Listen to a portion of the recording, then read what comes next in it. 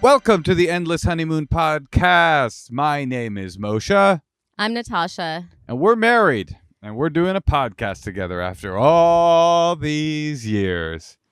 I had a first today right before our podcast. We were trying to get ready. We're in the woods, and my child, I got her pee dripped all over my head. Okay. Do you want to hear what happened? Yes. Moshe's setting up in here.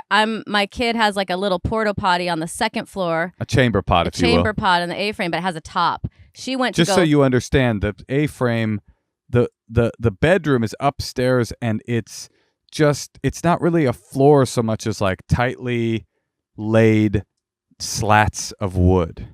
Right. So she pees with the seat down. So the pee starts exploding all over. And then Natasha comes downstairs screaming at me for some reason. I'm like, Moshe. And I like run into the bathroom and I'm trying to figure out what to do. And I'm like standing there looking this way, looking that way. And I'm like, oh my God, why is it like raining? And then it was like her pee was dripping down. She had run from the slats all the way down to scream at me and stood directly underneath the dribble of urine that was dropping onto her head. It was I would say, a great moment. But I have used a composting toilet and taken an outdoor shower since. So You took an indoor shower.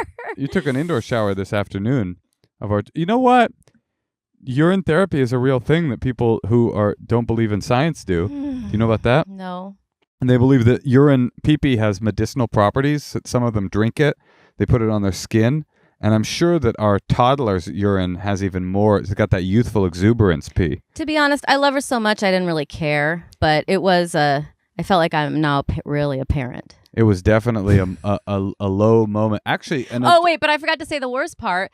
There was also... The worst part is when you turned your head up and started drinking. No, there was a vacuum going. And then over that, a 10-year-old singing Alicia Keys' New York. But she was screaming it over the vacuum. To be honest, while I was getting peed on, and then I just screamed. Can I just say that we're here in the Mendocino woods, and to be honest, the experience of industrial noise while Alicia Keys' New York plays, and you get urine dripped on your forehead from a story above you is a very New York experience. No, but you're missing like a good detail, which is that it's not Alicia Keys singing. It is a 10-year-old who's screaming like off key. This girl, New York, concrete jungle. All I'm saying is it sounds like a very New York experience that you had all the way up here in the woods. All right. Well, speaking of New York, our guests today both live in New York. New York legends, even, one might say. We are so excited to have them on. I would say a towering figure. A tower. Oh, they both are towering figures. Well, actually, one is literally towering. I think one of them is about 6'6", and the other one a towering figure in the world of fashion. Please, we are so excited to have. Give them a warm pandemic welcome. They don't really need an introduction. I know. Well, this is exciting for us. We have Marc Jacobs and Char Defrancesco on the line. Okay. Wait, why don't you do the intros for everybody? Okay, so Marc, you haven't met Moshe, so I guess this is... Hi, Marc. How you doing? Actually, you know what? I have kind of met you. Oh, really? Though you may not know, I did punch up on the film Zoolander 2. Oh, shit. One of my greatest roles. Yeah, one of mine as well. Yeah. Boy, that was a treat. I mean, that was like every single person ever, especially the scene that you were in was like every person in fashion ever, every celebrity cameo ever. I met Justin Bieber. Remember we took a walk through the Caracalla Baths with little Justin Bieber? Yeah, it was definitely a lot of people. Well, it was like what? I don't know. It was like 102 degrees in that place in Rome where we did the filming. Yeah. Oh, the Cinetera, the legendary film studio. Yeah, exactly. I want to go to Rome. Were you there when Kiefer Sutherland screamed at the entire crew? I feel like everyone was there. No, I missed that. he was a trip. He had a quarter pounder with cheese flown into him on set. He like sent a Roman orderly into town to go pick him up a quarter pounder with cheese. Well, I was hanging out in Kate Moss's trailer, and she was calling in a case of wine and an 8-ball of Coke. And, and we had trouble getting out of the trailer, and she didn't actually make she ended up on the cutting room floor. She also ended up on the trailer floor. Yeah. But she just couldn't get it together by the time it came to film her. But that's great. Well, you know what? Those now we can now we get to vape, and Moshe gets to suck on his toothpicks. Look at Moshe's. Oh wait, so hold on. Let me just finish. So this is Char. Hi, this Char. This is Marc's husband. How you doing? I heard a rumor you used to live next to Too Short. No, E40. Oh, E40. Real royalty. Yeah. Yeah, I always get really nostalgic every time I listen to you. Like, I don't know, you guys were talking about Petaluma, and I was like, oh, Polyclass, or like. That's what you get nostalgic for is Polyclass? Yeah. Well, just like anything that's like, related to like, my time in the Bay Area. You always. Char's from the streets. Yeah. Oh, you're from the streets. Oh, that's great. He is so not from the street. You look like you're from the garage right now. I like this mechanic look. My butch look. His powers are cultural appropriation. Yeah. Well, you guys look cool vaping. Look what Moshe just got. This is so pathetic. These are like flavored toothpicks, and so now he's like got these nicotine toothpicks, and now he just got them today, and the whole car that we're recording in smells like this butterscotch like chemical. I've had my car smell like worse. Well, you guys are like fashion people. Like, don't you care about does the vape device ever bother you? Don't you wish there was like a slicker, cooler? We found some chic models. Look, pretty nice. I mean, okay. I mean, it doesn't matter. Addiction is addiction. Wait, so all right, so now can we get on to Moshe's look? Oh yeah, okay. Look, our listeners our listeners have been roasting me a lot because we all got a little woollier during the pandemic, because nobody can go get haircuts and stuff. So like, yeah, I got like a little this going on. A pigtail. And yeah, I got a pigtail and I got a little mustache, and I feel like I look kind of like sexy, surf woodsman, but other people have other feelings. No, I can see that. I don't think the camo makes the woodsman. Look, I'm in the woods. Oh yeah, by the way, this camo I saw there down here in the town we're in Mendocino. This man pulled me aside, this like 65-year-old, and was like, "Come here. Where'd you get that shirt from?"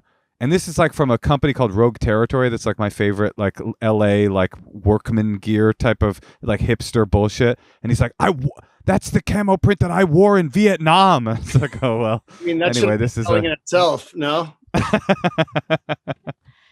Any other comments? What do you guys think? Is he pulling off the gold chain over his shirt? I'm always into a gold chain over a shirt. Yes. Put your mic down. Would you have a charm on there or something, or is it just a chain with a bullet? No, this is it's a bullet. I'm from the streets as well. E40 gave me this. No, this is a little it's a Jewish talisman, a mezuzah. Oh, it's a mezuzah, but it's got a little piece of our wedding glass in it. So nice. Anytime I flirt with a woman, it starts to glow white hot on my skin, and I'm reminded to go home. Women in the streets or up in the woods? Yeah. It's the streets of Mendocino. Well, I really wanted to have you guys on, one, because I just love talking to you, and we had a really glamorous dinner in New York, and those days are over for now. But hopefully they'll return, and this is, I guess, how we're going to hang out now.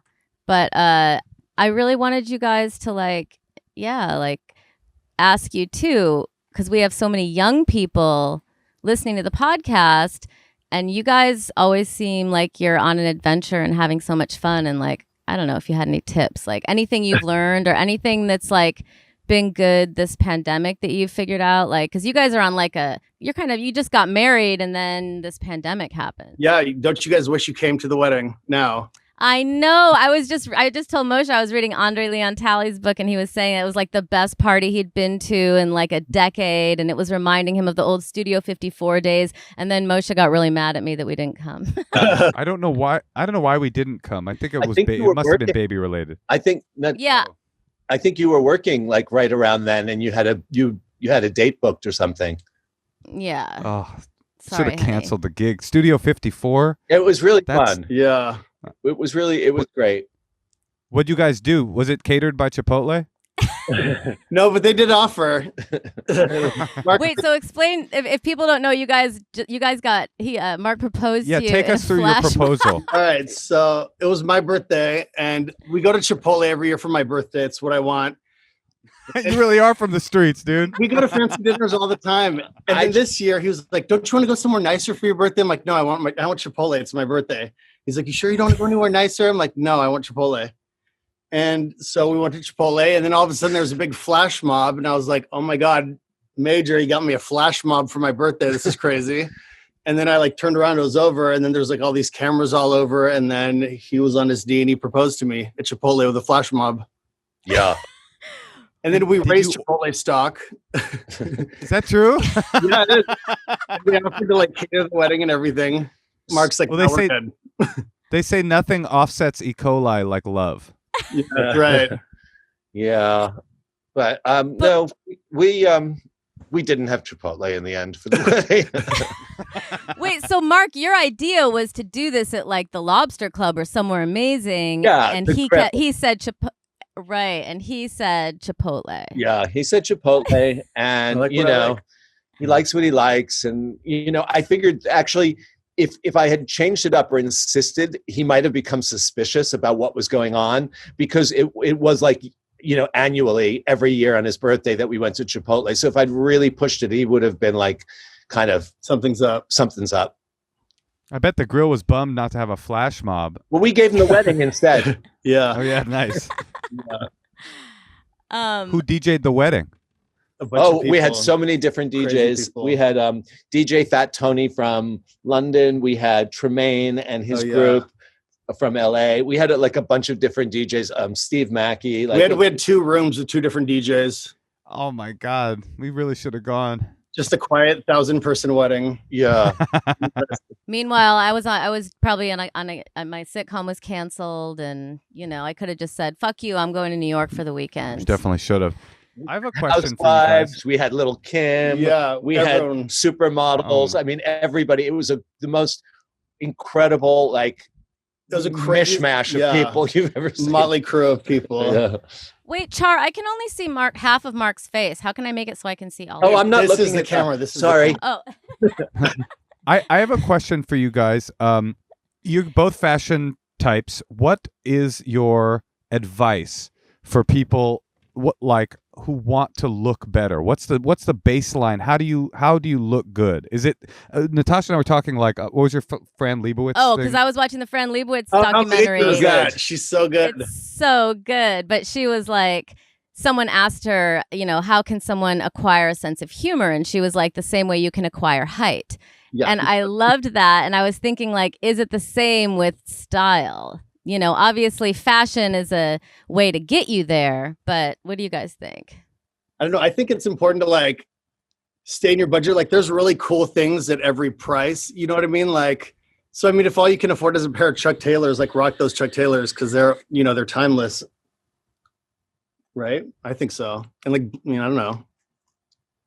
I don't know. I mean, I agree with everything Fran Lebowitz ever said. However, and I won't give advice because like that's just a bad word for me. But in my experience, if you feel good, if you're into it, like you're gonna look good. Like that doesn't mean everybody's gonna like how you look. I mean, you'll never please everyone unless you're like, what is it? The expression? You can't please everyone unless you're a can of Nutella or a bottle of Nutella.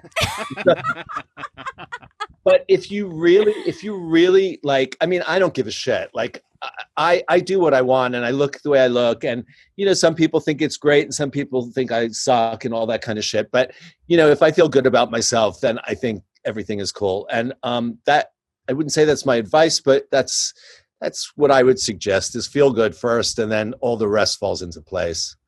Well, that Either kind of that or makes take me. Fran Lebowitz's advice. I think that also, what you're saying is so true, especially in the pandemic. I feel so much better when I take a shower and like actually put on something. But I never, I am like wearing the same pajamas for 4 days. Like, do you guys like make a concerted effort to not just sit around in your boxers like the rest of us? I mean, I'm kind of a sweats person every day anyway. But Mark will get dressed up to a Zoom or. I get fully dressed and accessorized every day. I just feel I just feel depressed if I sit around in like, my sweats or like pajama type thing.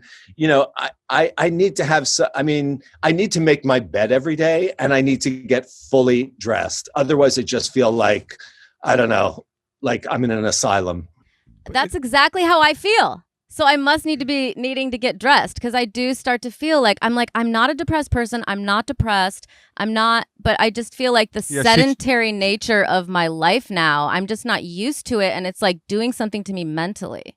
Well, I think it's self-care. I mean, getting dressed, looking good. I think to me, there's no argument. It's self-care. And by taking care of yourself first, you can show up for others and you can do other things. So I know that I give myself the time I need in the morning to shower and trim my beard. And, I put on cologne every day, even if I'm not leaving the house, which these days I'm rarely leaving the house. But I have to get fully dressed and groomed. Otherwise, I just feel like I'm in the loony bin. And Char, you're in a corner and with a fleece blanket wrapped around you for weeks at a time? No, I mean, I have like different, but that's all I ever really wore was like sweatpants, sweat shorts, and like t-shirts and stuff. And sometimes I put on all my jewelry just to like go into the kitchen or whatever. Like, I don't know. He's got a diamond grill on today. I mean, it's not like even if he was in You don't look like a scrub. Even if you were in boxers, he's still dripping in Ben Bowler diamond. It is kind of a trip that the pandemic hit right as leisure wear became sort of slowly became more couture-ish, and like it was almost like the universe was ready for people to stop going out. Yeah, it's true. All the major fashion houses and stuff are all doing like, loungewear, athleisure or streetwear. Yeah. Yoga pants are like the most popular thing in the world. But I heard denim is having a bad time right now because nobody's wearing jeans anymore because everybody's inside. Really? Did you? I mean, I wouldn't doubt it. I really did read that. Yeah. Yeah, I believe it. But it all comes, this pandemic, I think between the internet and like, I don't know, everything in fashion and music and art, I think, it's just accelerated what was inevitable. I mean, people, when I was growing up in New York City, my grandmother, I wasn't allowed to go out to dinner or to the theater, to Broadway or whatever, without wearing a blazer. Like, we had to get dressed. There was no way you were going to wear sneakers to a nice restaurant, or you were going to wear jogging pants to a nice restaurant. And I think, over the years, like, it's almost the reverse. If you see somebody dressed up at the theater, you're like, foreigner. You know what I mean? Like, it's so I think this pandemic has just accelerated all the writing that's been on the wall for years. It's just, I don't know what's going to happen once it's over, but it'll never be the same. Elastic waist will rule. I've had these pants on. They don't even look good on me, but like, I've just been wearing them now for 4 days, and and I'm just kind of like, this is as good as it'll get for us in the woods. Maybe we should start doing that. Maybe we should start taking your example and every morning getting just fully dressed up like we're going out, like we're going to go perform. My thing is like, I get dressed up when I'm going to be on stage, and then when I'm at home, I kind of don't care. And I've been at home for a year, so now it's like, and I've tried to buy Moshe like some cashmere shorts, things that he could wear around the house that I would still like find attractive, but he'll just wear these like nylon Nike like wrestling shorts, and so it's really stretch. They're like kind of like luminescent. They say like dreefy on them, like it's dry fit. Fit. They're workout. They're work. I don't know why she went to the French pronunciation. Or I think I just make fun of you, like I'm just like if they were designer, but they just are so. I just feel like you got to find that middle ground because this might be a while. Well, Wait, did you call these- are very hot? Like, Yes, thank you. have really little balls to wear them because you get really sweaty in cashmere shorts. It has to be really cold out. Well, the more she roasts me about my workout shorts, the smaller they get. So then she's maybe hoping I can transfer them. All right. Well, maybe we should take a call. And Let's do it. I know you don't want to say advice, but we can say, just hear these little people's perspectives. I like giving advice. Well, let's do it then. Let's take a call. Our first caller Are up. you guys ready? Are you cool if we I'm take ready. a call? We'll talk to them. We'll be able to see them. Okay. Great. Our first caller up is Freddie in Rosemead, California. Hi, Freddie. Hold on. Let's connect him. There he is. Oh, hey. Hello. Hey. Hello. Hi, Freddie. Hi, Hi, Freddie. guys. We're here with Marc Jacobs and his husband Char Defrancesco and my husband Moshe. We've decided looks good, but needs to dress up a little bit more. I've heard of you guys for sure. Great. Yeah. How you doing, Freddie? What's going on? Good. Everything's chill. Just kind of having those arguments with my better half that come with the whole quarantine. It's just you get stir crazy. So I've been arguing with him more than lately, more than usual lately, and it's been about the same thing that I keep kind of insulting him whenever we argue, or that's that's my way of arguing. It's finding something to insult, and I'm just wondering if you guys have advice on how to express myself without going for something that's belittling or rude. Is he doing to instigate these insults? I mean, no. It's to be fair, honestly, no. I don't think either of us instigate it. It's just that my default is always to deflect and insult and not actually communicate it, if that makes sense. I mean, the fact that you know how your mind works and what you're doing, that seems like you're halfway there. Yeah. And can you give us an example of something that you said to him? Yeah. Or something you would say to one of us if you were fighting with us, something. I thought about that going into this call. I thought Moshe would have to I thought Moshe's probably gonna ask insult me, but I just can't think of anything other than Moshe. You're basic. That. Hey, wait a minute, Mark. Where did this come from? That felt right on the tip of your tongue. Yeah, definitely that. Thank you. And more something along the lines of maybe try to get your own style without having your wife kind of. Okay, all right. I don't like this game at all. Okay. Yeah. So in my experience, I mean, and this is easier said than done. I'd just like to say, take a deep breath, pause. Restraint of tongue and pen has saved my ass many, many times. I mean, the problem is I usually just go with it. I just, in the moment, I just let it rip, whatever comes to mind. And, it may really not have anything to do with how angry I am at the person it's directed at. So when you find yourself in a situation, or if you find yourself in a situation where you can just sort of take a deep breath before you say anything. Yeah. And maybe that way you won't call him basic. But why is he getting mad to begin with? Are you guys spending too much time together, or is it Actually, I think it might be the opposite. Because of, COVID, yeah, we don't get to see each other too much because he lives with roommates and I live with roommates, and it's just the stress of a potential COVID scare just doesn't mesh well. But that's not the main point. It's mostly he says something, then I'm just a recent example, to put this into context, he invited me into this app that's exclusive and you have to have an invite to get in. And well, Clubhouse. Is it the Chipotle chat app? Yes, very much. Yeah. It's like Chipotle customer service, and it's insane to get in. Clubhouse, I've heard about this. It's like social media, but it's all voice recordings. Is that what it is? 100%. It's all just voice. It's live, people talking live, what we're doing now, but without actual video or whatever. And it started as music industry professionals, which he is, and I'm not. But then it's now starting to branch out to just professionals, quote unquote, self-starters and all that stuff. So he got me on. I was like playing around with it, being dumb. And then he said, don't harass people on there. Like it'll make me look bad because like your profile says that I invited you. So then I said something along the lines of like, honestly, this thing looks like it's losing its exclusivity, and I don't even know like what you're trying to get out of this app. But like 90% of these people aren't real. Like I just started going, and he's like, and like I get it. It was rude because he was like, don't like belittle my hustle, or like don't come for like, you know, I have to network in my industry and all this stuff. And I was like, yeah, that makes sense. But at the same time, I was annoyed, and like when I get annoyed, I just go straight for like, well, like, you know, like try to like attack and insult. And it's like a pattern that I have with my friends. And like, I think it all comes from like cyberbullying, but like in real life. You mean you've been cyberbullied? What's that? As in you've been cyberbullied? As in I've been the cyberbully before. And like, that's just like how my friends and everyone communicates, you know, it's just like being quote unquote shady. But I guess like when it's like with a partner, when it's like with my boyfriend, it's like it's not cool.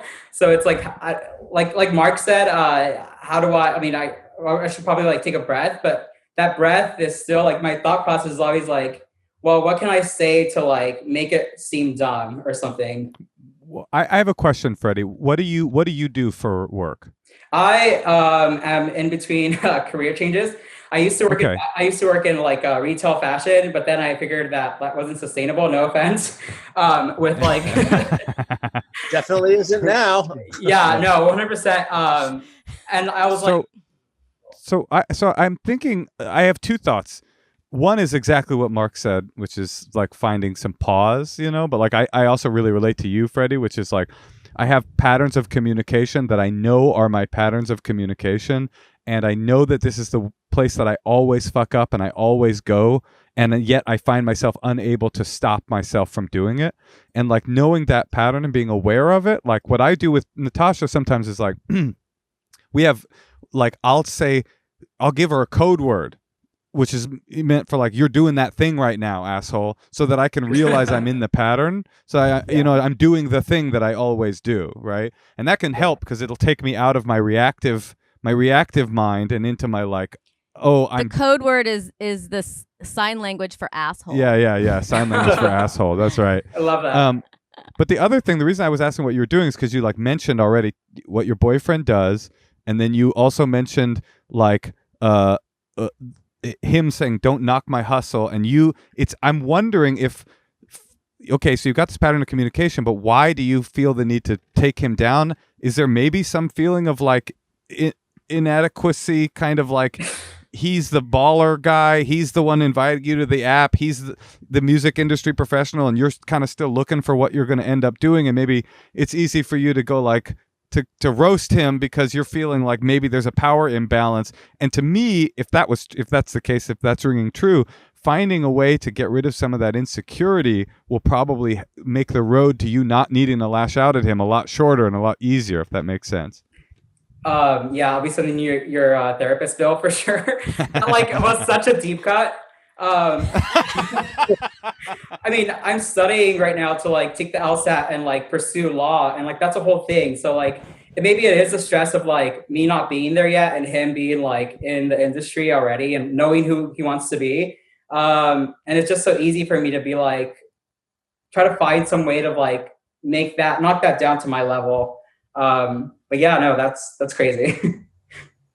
Yeah, be easy on yourself. Try to be easy on him. And no one wants to be trolled like that. Right? No one wants to be cyberbullied by their lover. I mean, I don't know. It's just like I grew up in that era, you know? It's like everything was online, you know, that like Gossip Girl, like watching like during high school. It was just like the way that like my thought process goes when it goes to arguments. And it's like with everyone too. Well, Marc, Char, how do you guys deal with those kind of like ingrained patterns of communication that you have a hard time detaching from? Well, we have a therapist who we've seen pretty much since we started dating. A couples therapist. And she's changed everything. I mean, it's basically like a translator, you know what I mean? And when conflicts do arise, we arise them with her. We bring them up with her. Do you guys like, do you not bring something up with each other and be like, I'm going to save it? Because like Moshe and I were thinking about going to therapy. Let's wait till Wednesday. Let's not discuss this till next Wednesday. Yeah, Wednesday's going down. and then I'll go on a little earlier to kind of brief her. Yeah, that's fucked up. You walk in your couples therapist and your partner's already in there. You're like, wait a minute, what the fuck's been going on in here? Since it's been online, I tend to be much more punctual than Charlie does. So I know, like, I'm right, like, there at like 2:58 and she's ready at 3, and he's not going to come on till 3:15. So I'm like, oh good, I can tell her my version of the whole thing before he comes on. You're like speed talking to the therapist, like another thing this motherfucker did. But yeah, I think, and I've been through, I mean, I see my psychiatrist or Zoom with my psychiatrist twice a week. And I have a lot of therapy. I've grown up in therapy, and it doesn't mean that I don't do the wrong thing. I mean, very often, like, again, I don't have the ability to, of restraint. And but I can catch it a little bit sooner to just after I did it. So then I can amend my behavior a lot faster. Like, it's happened with Charlie where I've done something that I just knew the second I said it, like, that was so not a cool thing to do. So then I go to him immediately, say, I'm so sorry for how uncomfortable, that was. It was my fault. I did it. I realized it. Unfortunately, I realized it after I said it, And sometimes before he says something, I have to do that thing. What is it? Halt. No, that's Hungry Angry Love. Yeah. Like, before I lash out or before I do anything, like make a move or say anything, I have to ask myself, is it him that's bothering me, or am I just like hungry, angry, lonely, or tired? Good. No, yeah, that reminds me of Mark, what you were saying. There's this story that I heard in a 12-step meeting once upon a time that the guy was talking about, it was lying, Freddie. In this case, it was lying, but it kind of can be applied to any behavior that you're like feeling like you're not fully in control of. When you become aware of it and you become conscious of it, then you start working on it and trying to work through it, maybe through therapy or maybe through just, doing your own inventory of yourself. His process, it was funny. He said that at first he would just lie. Then he started working on it, and he would lie, and 2 days later he would go back to the person and say, I lied. Sorry about that.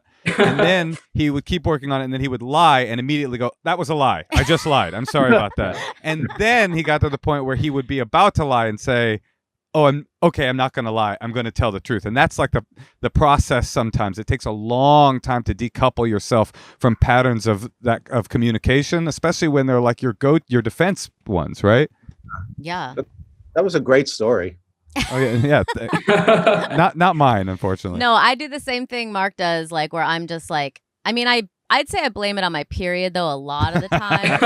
So. Must be nice, Natasha. Can't relate. But yes, I just lash out and I can't help it. And I'm so annoyed that it's bubbling over and it just comes out. And like, I just know that I sound like a nag and I just can't stop it. It's like, especially when I'm triggered, like by a mess or something. So yes, it's challenging. And actually you're inspiring me to try to work on that, because I know exactly what makes me the most mad and when that happens. And there's always like a mess involved. And I just need to like get a hold of it because that's why I lash out. Right. I mean, I think that's what we're kind of all saying is like the difference between being unconsciously acting out and consciously acting out is that when you're conscious of why you're acting out, you can start to do the work. And I also think that figuring out what it is, that deep cut, figuring out what it is that's fueling that kind of communication. If you deal with that, it feels counterintuitive. Like if I deal with my own feelings of inadequacy, I will cease having this aggressive communication. I just think that like you've got two widgets to work with. I need to stop snapping at my person, the man I love, and I need to figure out how I don't get that reactive in the first place. I think you would be on your way. Yeah, what the underlying meaning of it all is. All right. Well, I think you got your money's worth, honey. Yeah. 100%. Natasha, I just want to say it helps to hear that you go through the same thing too. I always tell my boyfriend, I'm like, I want to be just like her, the way she talks and like carries herself. And I'm like, okay, cool. Like at least I see myself in the situation too with you. That's very cute. I would like to add that I've tried to have him listen to this podcast because it's like just so good to hear.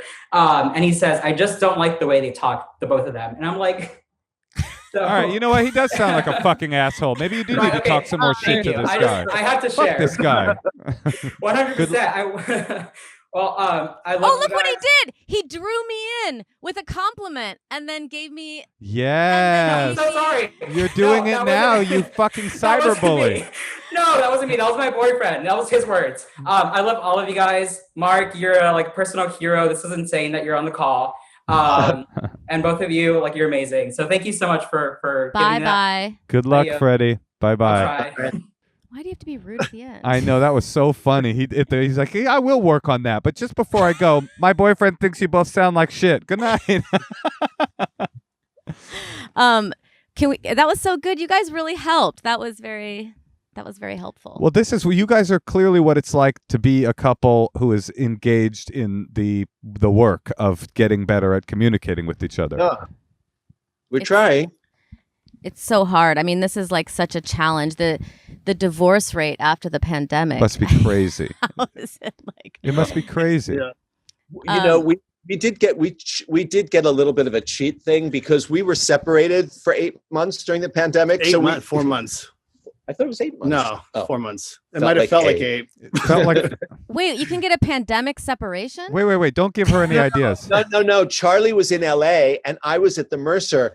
And it was like, we just thought it was unsafe if he came back. And the Mercer only allowed there were 3 of us living there and they wouldn't allow anybody in. So he would have had to be quarantined. So we just decided that while it was like crazy lockdown, pandemic, chaos, that he would stay in LA and I'd stay in New York. And that's when there's like the curfew and all that stuff. Like in LA, I mean, it was crazy. And the riots. Yeah. So we actually, I mean, that really crazy, you know, First 4 months. first 4 months we were apart. So We would've killed each other. I think it helped.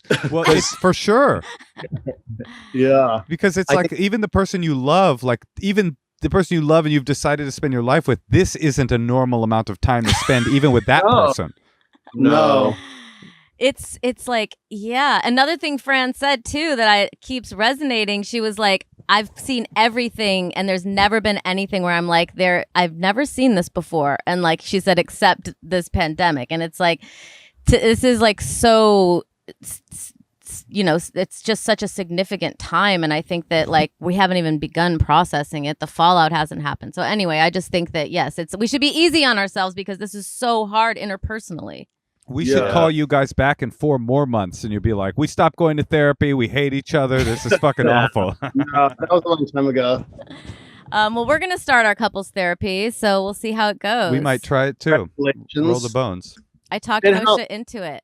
Well, I Yeah, got all. they're really fair. And like everyone does shit wrong and they'll call you out, both of you out for your shit. And like, I mean, it's so nice. Like that feeling is like, I don't know, it just feels so great, right? Yeah, we haven't. I mean, we have definitely got a lot out of it. Yeah. Well, I've been using it as leverage to get Moshe because he always said he didn't want to do it. So I'd say, okay, well, if you want to take the baby on that walk that I don't feel comfortable with, that you can do it, but let's go to couples therapy. And then he's like, okay, I won't take the baby on the walk. So I was kind of using it to get what I wanted, but now I feel like, you know, kind of like what that last call was talking about. I can't really control my behavior anymore because I'm just feeling like, you know, very cooped up. It's good, and ours, for instance, is a good mediator. Yeah. And also somebody we like to kind of talk with. So it really works. I mean, it's not very typical that we have big conflicts by the time we see her each week. But hopefully this is enough training and practice that should we have a conflict, we're both in the kind of swing of doing this. you know? I love it. Well, maybe we'll take one more call Yeah, and then we'll let you go. You guys up for one more? Oh, Yeah. yeah. All right. Let's do. I'm always shocked how young everybody looks. I'm just like, I know. By the way, he said Parter, how did you know he was gay? Was it the red cowboy hat or the Madonna poster? In the back? I thought you broke the seal. I didn't know. No. I thought He you might have. intuited he had a that. Madonna poster. I didn't see that. Yeah, a huge Madonna poster and a red cowboy hat. It all worked was out. My gaydar told me was he it was fair gay. to assume? Well, let's see if our next caller's gay because she lives in in Conway, Arkansas. So it'll be a whole different experience. okay. Katie in Conway. Hi, Katie. Hi, Katie. Are you gay? Okay, great. Hi, Katie. We're here with Marc Jacobs, Char Defrancesco, and my beautiful husband, Moshe Kasher. Hi, how are you guys? Oh, good. How's Conway, Arkansas? Pretty fields, pasture, all the boring Arkansas things, but America. yeah, gotta love the South. You don't actually have to. No, you. Why not, right? So Katie, what's going on with you? How can we help you? So I have a boyfriend of like 2.5 years. And when we first started dating, I was like, yeah, I absolutely never want to use my uterus. Like, if we have kids, they're not going to be from me. And he's always been really cool with it. And then about a month ago, we were like having this conversation and he was just like joking, like, oh, haha, when you're pregnant. And I was like, what? And then he like revealed to me that he like always has wanted to have a biological child. And so, yeah, I don't know what to do. I guess I kind of want like advice. I'm kind of at the point where I feel like I'm never going to compromise that. Like, I'm terrified to be pregnant. So, Is your body, or you don't have a kid? kind of, I really don't like kids that much. I mean, kids is like, do you say you're married to this person? No, we're not married. Okay. Because, yeah, I mean, I think that's a big decision. And, kids, like, they really, if you don't really want to have one, and I waited till I was in my 40s to have one, I just think you shouldn't have one. Yeah, I don't want to have one either. So I'm 24. Well, and also, I mean, I'm open to changing my mind, but I like want to change my mind based on me, not on like him influencing that, Sure, that's fair. Also, Char, just to be fair, she's 24, but she's in Conway, Arkansas. That's grandparent age, so it's like it's a different curve. Everyone I graduated with is married now, so yeah, and have kids already. So, what do you not like about kids? Well, okay, I think I'm just afraid to like be pregnant. I don't want things inside of me. Like I didn't even want to get like an IUD.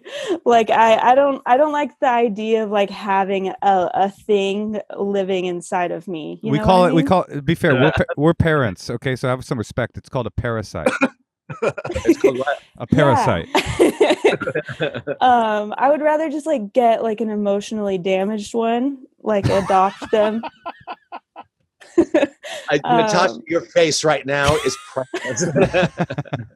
Well, I just can't get past the two plants. Like it's like so funny. Because it seems like you like kind of put them like to just. It's very cute, but it's just like, and I'm sorry I got distracted. But I do think that it seems like you're talking about a few different issues. Like maybe you would want to be a mother one day. To a foster child, and you can even think that through, but you have to tell him that, you're not interested, just what you've been telling us, that's really the only way. And if he's one of these like Conway, Arkansas guys who wants to have a baby right now, then he's going to have to, find a lot of money. Yeah, I mean, it's not even a problem that it would be like 5 years down the road if we wanted to have a kid. But I think like I'm kind of deciding, should I like break up with him, or should I kind of just wait it out and see if he realizes it's not that important to have a kid? What do you guys think? Any thoughts?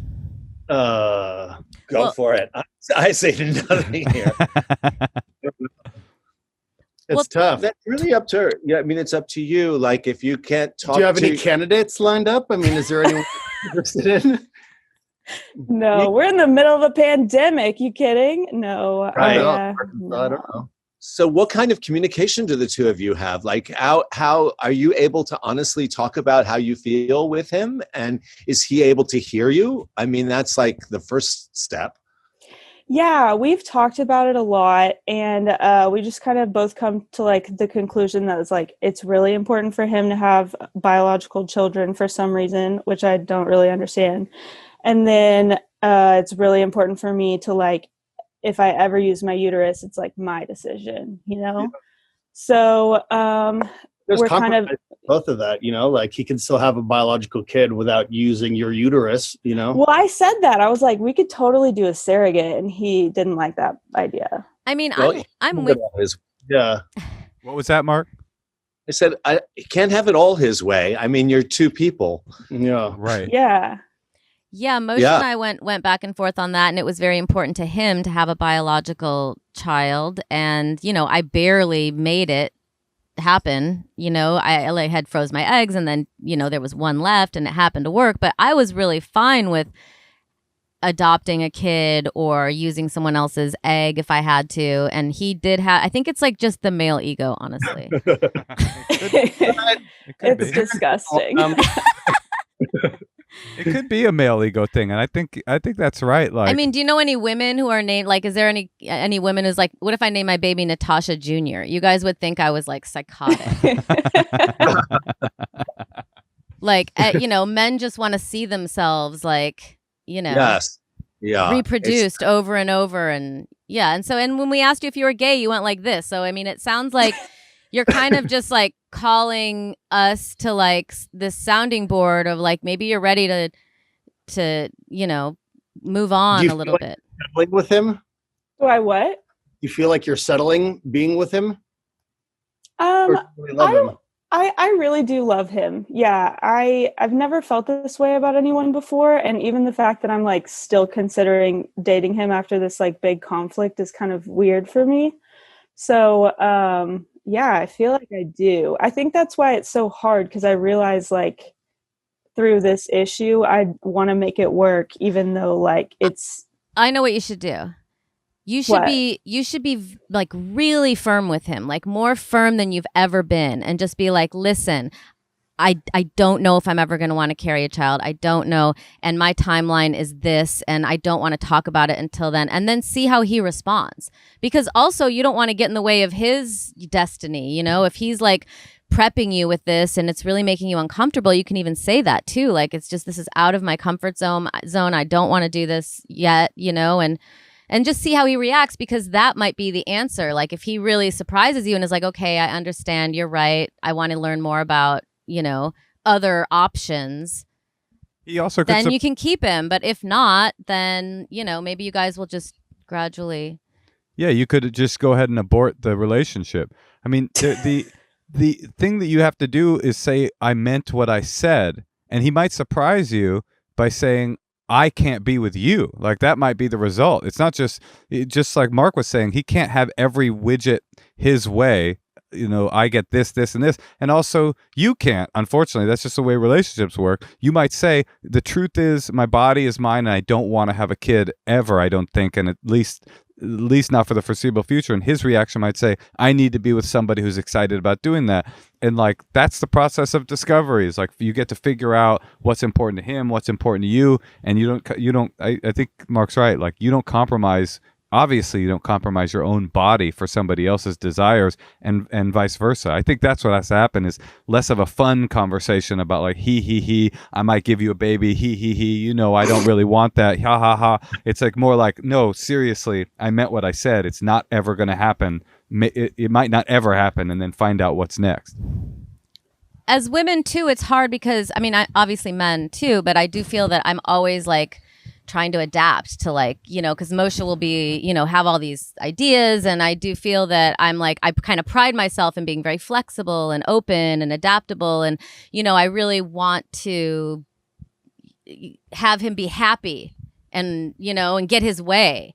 So sometimes I do things that I don't, like the family I started for, but no, but I it's hard sometimes, it's especially when like one person seems like, they have this really firm idea in their head. You want to make them happy. Mark, Char, have you guys ever talked about having kids, or is that just a no bueno? Last Wednesday. And therapy. Brought it before, but No, it came up, but like 3 minutes before our therapy session was about to end, and I was like, "Thank God!" Like I really was not into having an hour-long discussion. But Charlie can talk to you about it. I'm not so excited about the notion. I feel like there's no rush. Like there's no.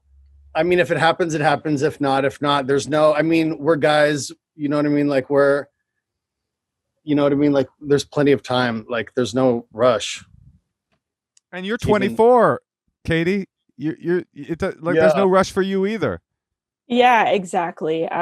Well, hopefully never, but maybe never. Maybe this is truly who you are and always will be.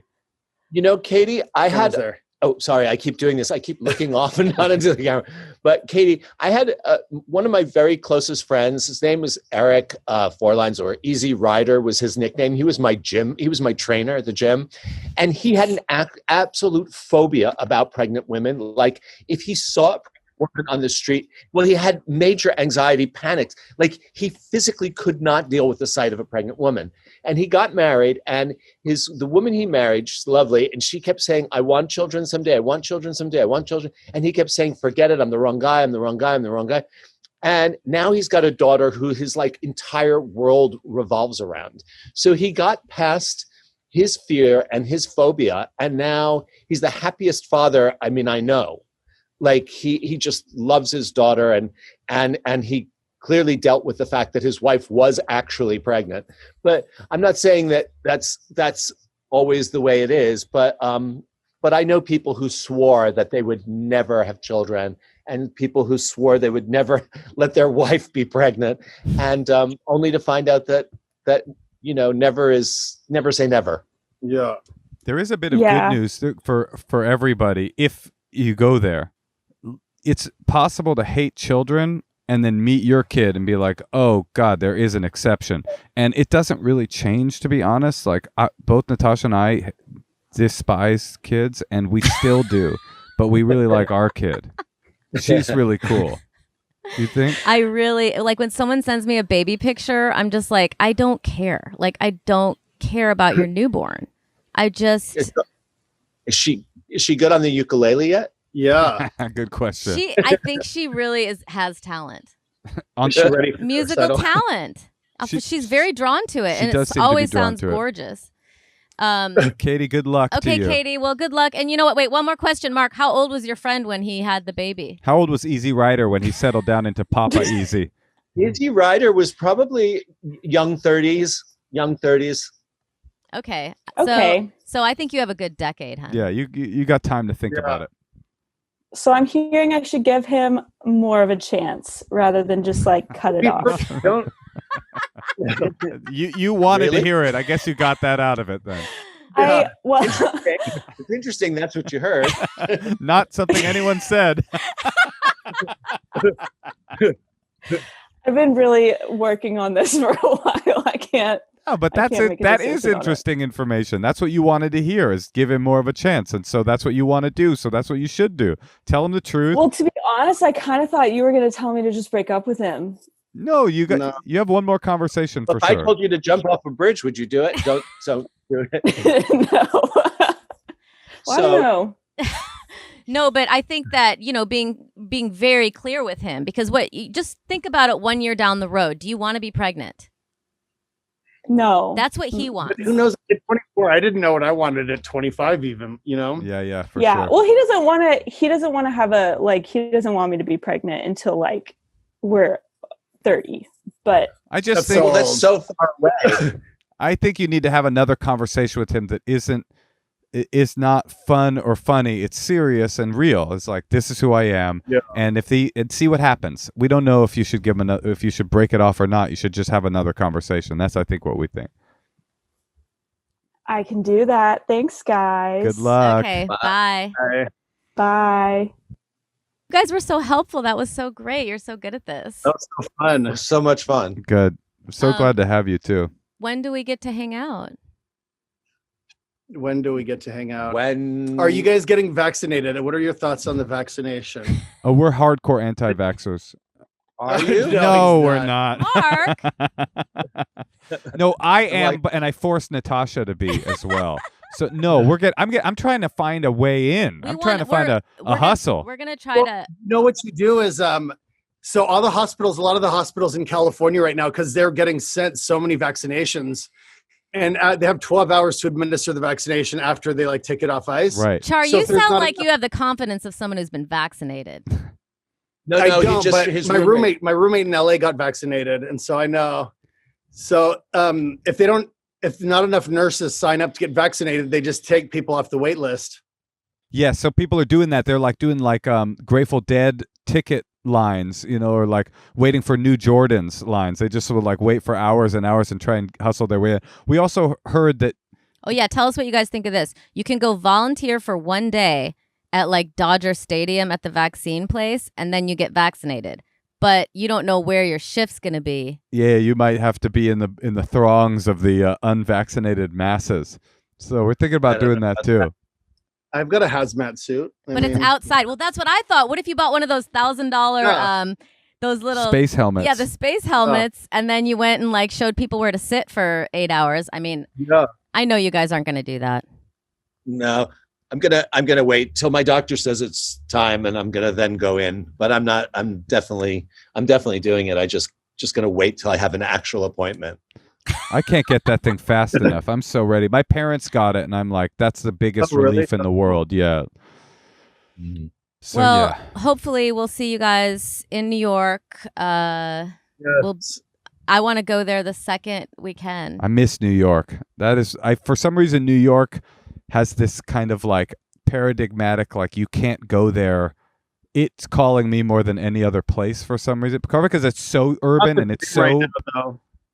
Yeah, not the same. Yeah. It's sad. It's like we're not even in the city. It's so different.